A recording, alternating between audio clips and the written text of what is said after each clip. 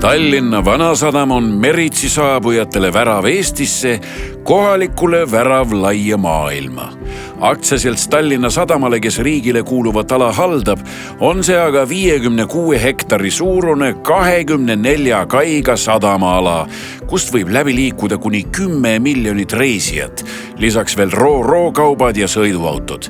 Vanasadama koosseisu kuuluvad jahisadam, A- ja D-terminal ning kruiisisadam, mis oma uhke terminalihoonega pakub elamust nii kruiisituristidele kui erinevate sündmuste külastajatele meilt ja mujalt.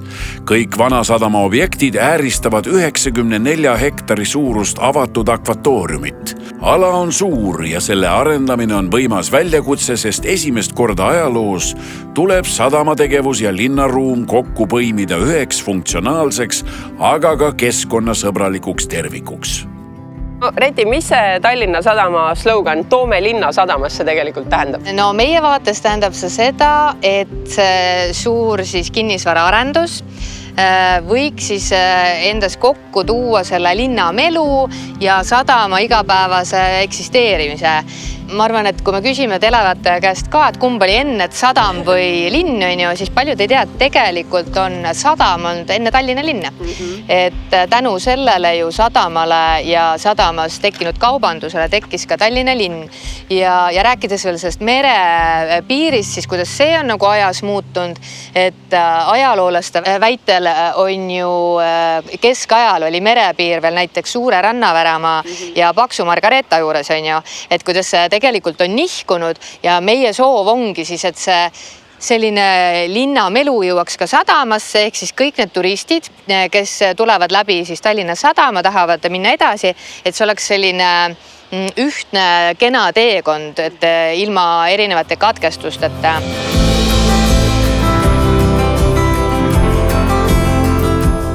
2017. aastal valminud masterplan tehti maailmakuulsate arhitektibüroo poolt Zaha Hadid arhitektid ja nad lähenesid väga süsteemselt sellele arengule. Tol hetkel meie nagu piirkonnas nii süsteemset lähenemist ei olnud, et tutvuti keskkonnaga, tutvuti naabruskonnaga, vaadati kõik tuuled koridorid läbi, vaadati kõik valgustused läbi, kõik niisugused asjad, mida meie võib-olla tol hetkel ei osanud isegi ette kujutada, millega arvestama liikuvus, ühendused linnaga, kõik hästi detailselt vaadati läbi ja siis tuli selle kontseptsiooniga välja, milleks siis on see läbiv lineaarpark promenad, mille keskväljak on tegelikult terminalid esine ja sild, eks ju, ja siis ühendus siis Pirita tee ja Kalarannaga. Ja sealt pealt tegelikult oleme meie kasvanud ja on ka linnaametnikud kasvanud ja on ka kasvanud ka meie nagu ühiskond seal juures, eks ju, et see oli natuke meie jaoks ajast ees, aga nüüd me oleme palju targemad ja oskame ka nendele asjadele tähelepanu juhtida, sealhulgas ka keskkonnasäästlikkuse, nutikate lahendustele, näiteks prügiveos, süsiniku jalajälg. Ülioluline.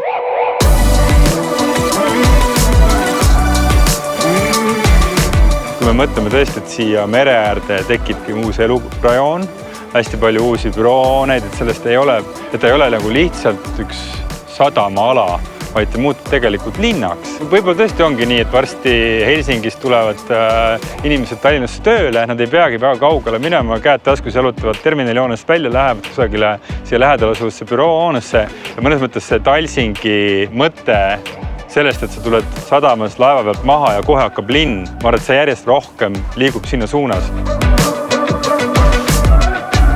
Jupikaupa on Vanasadama ala uuendatud juba mitu aastat, kuid projekt sai korraliku hoo sisse paralleelselt reiditee ehitamisega koroona-aastatel. D-terminal rekonstrueeriti 2020. aastaks. Mullu sai Tallinn valmis ka trammiliini, mis ühendab sadama linnaga ja linna sadamaga. Kui me nüüd otsisime parimat asukohta trammi jaoks, siis me vaatasime ka meie arendusi seal juures. Et just oli valmis saamas D-terminali rekonstrueerimine ja ka masterplan valmis saanud, et praeguse masterplaani alusel peaks siis sellesse sihile, mis siin on, kus tramm nagu ka külgneb, tulema siis tulevikus rannapromenaad, lineaarpark. Kohe sellele külgneval alale tuleb siis A-terminali uus hoone. Meie siis hetkel projekteerime uut A-terminali Tallinna Sadamale. A-terminali ümbrus mõnes mõttes on rohkem ettekujutatav 10 aasta pärast kui selline linnapark. Uue A-terminali hoone ruudukuju on inspireeritud 60-ndatel ehitatud esimesest reisijate paviljonist, kuid kõik muu on kaasaegsete ehitusvõimaluste kombinatsioon. Hoone saab välja nägema nagu tagurpidi püramiid, mille kõrgeim 15 meetri kõrgusel asuv reisijate ooteala mahutab lausa 4000 inimest. Kõrgele viidud reisijate alast tekkinud lisakatus kaitseb avatud sadamaalal jalutajaid sademete eest. Aga see mõte, et sa saad ümber selle terminali liikuda, vaadata, kuidas see mere äär toimub, kuidas see sadama laeva peale minek toimib, kogu see maailm muutub järjest nähtavamaks ja põnevamaks. Me oleme siin mõelnud ka seda, et kasutaks hästi palju puitu. Samas siis tuleb vastu küsimus sellest, et kas see puit siin ka vastu peab. Et võib-olla see üks mõte jätkusuutlikkusest ei ole mitte see, et me teeme hästi roheliste materjalidega, võib-olla mille eluiga on lühem, vaid me teeme pigem kestlike materjalidega, mis püsivadki siin 50-100 aastat, et nad tõesti ajale ka hästi vastu peaksid. Et mõnes mõttes see on suur investeering ja sadama huvides kindlasti ei ole 10 aasta pärast hakata fassaadi vahetama. Kui me praegu E-terminali rekonstrueerisime, siis me tegime algul hooneprojekti ja ehitasime ta valmis ja siis alustasime linnaruumi tegemisega. Aga A-terminalis me teeme koos, et siis see häiring, eks terminali kasutajale oleks võimalikult lühike ja kogu see asi oleks ühel ajal valmis. Sadamaesise väljaku rohealad on kujundatud vihmapeenardeks ehk aladeks, mis imavad endasse sademevett. Platsi sopistatud liigendus aitab kinni hoida meretuuli ning pakub varjuga kuuma päikese eest. Kuid A-terminal ei ole ainus arendus, mis peagi hoo sisse saab. Reisiparvlaevad, mis seisavad sadamas kauem kui 2 tundi, saavad juba nüüdki kasutada kaldaelektrit. Kuid 2030. aastaks tuleb olla valmis kaldaelektri pakkumiseks ka kruiisilaevadele.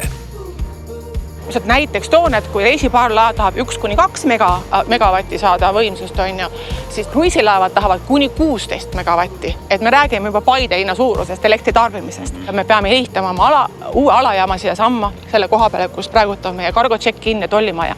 Meie alajaam tuleb 110 kilovolt alajaam siia ja siis sealt me siis veame kaablitega kruiisilaevade tulevikuks siis elektri ja väike jokker ilmus ka vahepeal, et sellest kevadest on siis avalikkusele tulnud, et Viking Line ehitab uut laeva Viking Helios, mis on täis elektriline ja nemad tahavad saada siin meie kiirlaadimist, mis tähendab seda, et tunni aja jooksul me peame olema võimeline andma laevale siis 30 megavatti.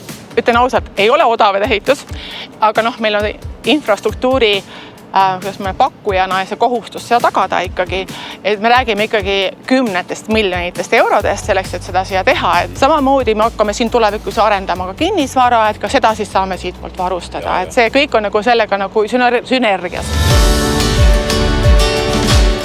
Ja milline ta välja hakkab siis nägema? Aga ta hakkab väga eriline välja nägema. Et lootuses, et tulevikus vähemalt hiljemalt 2030, kui ta valmis on siin hoone, mis on kaetud terasvõrguga, mis valgustatud ja selles külges, mis külgneb praegu promenaadiga, on siis aknad või niisugused suured klaasvitriinid, kust on seda sisemust näha. Ja selle asemel, et peita seda, me pigem eksponeerime seda tehnoloogilist rajatist. Sinna poole jääb veel tühja maad.